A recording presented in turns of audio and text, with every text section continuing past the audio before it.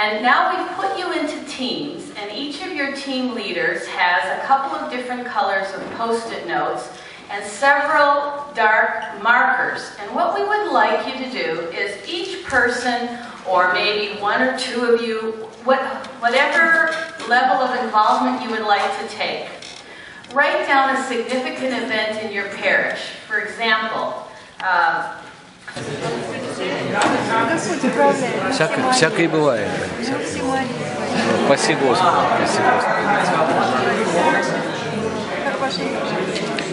У меня вторая то же самое с ней случилось, видимо.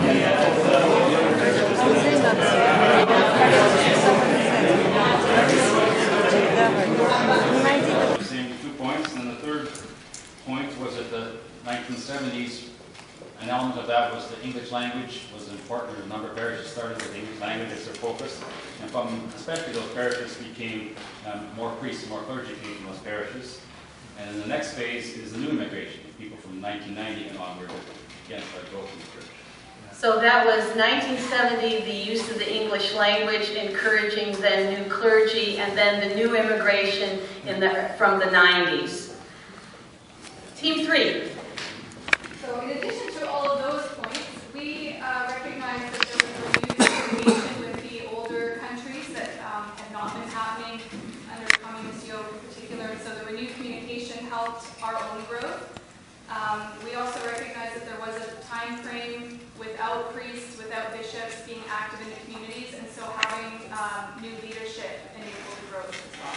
Oh, wonderful. Team 4. Team 4 and then Team 5. We actually didn't have a lot to add because the points we made were the same as what we came before.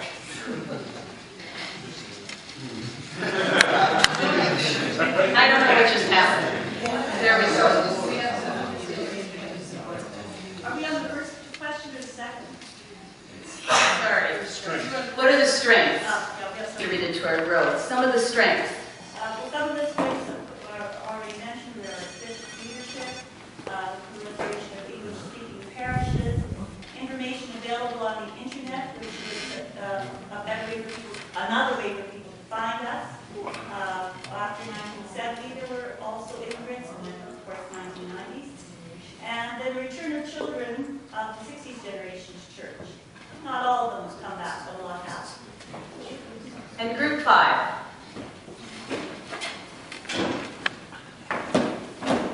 Basically, most of the stuff that we discovered was what's been discussed already. The English language has helped the major growth in the last 20 years, and the full-time bishop and more priests, and the establishment of English as a major language. Wonderful. And converts. And? Converts. And immigrants. Yeah. Were the converts, were there points that you found important that we haven't addressed? Because there was certainly a consistency, but were there any things that you wanted to add? Over on this side. One of the things that came out of Yeah. Yeah. I just want to suggest that in the last part, 1971, when St. Herman was canonized, we began to recognize and to canonize all the saints in North America. And I'm sure this is a tremendous strength to the church. But the one that came to our mind was this sense of spiritual friendship in the Archdiocese, through the assemblies and ongoing. But this is very important. Spiritual friendship. Yeah, internet, electronic communications, Facebook are all really important, but as I've learned in the work that I do, there's nothing like the face-to-face, and especially face-to-face and facing Christ really creates that spiritual unity. Yes, Peter. One other thing I think that's happened over history is that the theology of orthodoxy, the understanding of orthodoxy has become easier to access in more than just traditional languages. So we see French publication, English, Russian. So not only the worship, but the explanation, the theology, the use of the common language of the country. Yes? want to add something. Correct me if I'm wrong, but seems to me that the political climate and social, the current social change, prevailing attitudes in Canada also help the growth of orthodoxy, because it stands out more and more as the only faith that's non-conformist, that's not a feel-good philosophy, that's the true faith that makes demands of the human being. The faith that teaches to worship God, not the state, not make an idol of society or any politically correct way of thinking, but more and more Orthodox Church becomes one true rebellion left against the social conformism and the status quo, but it becomes more and more attractive to youth. And so we get so many converts among college students and young priests preaching to the young. So it's the one true rebellion.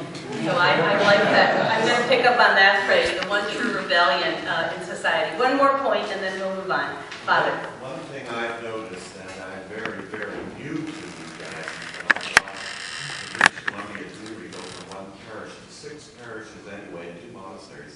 And the one thing we always used to say in the Ukrainian church was the OCA had such a positive, enthusiastic self-image. They seem to really enjoy it. But they seem to really have this positive enthusiasm about being Orthodox, about being Christian. That's one thing that is very noticeable. Oh. Even in the society. So, enthusiasm. Okay, so this isn't a downer. Okay, so I can't keep you awake in the afternoon. This is a good thing. However, what I want us to focus on is to move forward into the future. And so if you look at the next page, I thought what we could do with this is very quickly, within groups, but we'll build just as we did across the teams. And we'll go backwards. We'll start with Team 5 and work 5, 4, 3, 2, 1. 2 questions, but you know, I want to answer them at once. I don't want this to be sort of one question at a time to be too tedious. We've just basically said the same thing in a couple of different ways. What do you want to see for the church? And the church, very much as defined by Deacon this morning, the diocese is the bishop and the bishop is the diocese and we are the church. What do we want to look like? What are our hopes? We've even given a kind of a short-term reference, the next 6 years, the next 2, possibly the next 2 assemblies. What do we want to see? Are we thinking about more support for missions? Are we looking to pay off the car? Pragmatic. So this is really the wish list time, and those of you that have been through this kind of a process, you probably are familiar with it. What are our hopes? And then we'll kind of do a reality check and look at how do we essentially bridge the gap. Oh.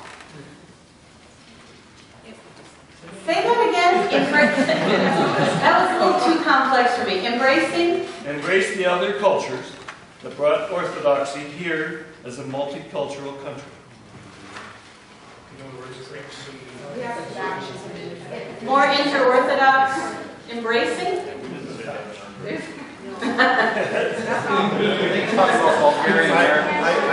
I think to embrace the other cultures. Like, yes. Like we've got multicultures here in Canada. Right. Like, okay, we've got Chinese, we've got Ukrainians, we've got Greeks, we've got English, Yeah. we've got French, we've got Russians. We've got Romanians. We've got to embrace each other as one. Okay. And become one as a North American church. Okay. As a Canadian.